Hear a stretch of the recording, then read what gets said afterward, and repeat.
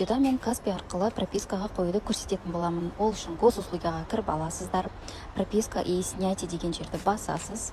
Пропискаға қою болмаса, пропискадан шығару таңдайсыз. Өз үйіңіз или біреудің үйіне пропискаға тұрғыңыз келеді ма, соны қайсысы керек екенін өзіңізге таңдап аласыз. Уақытша немесе постоянный. Мен постоянный таңдадым. Мұнда менде адрес, мен тұрғым келетін автоматым шығып тұр. Добавить адрес деп басқа адрес қосаңыздар болады. Анкетаны толтырасыздар.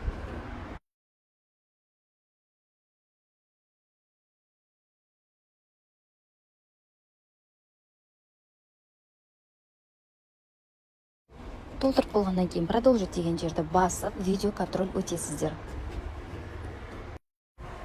Иногда повторно өтуді сұрау мүмкін.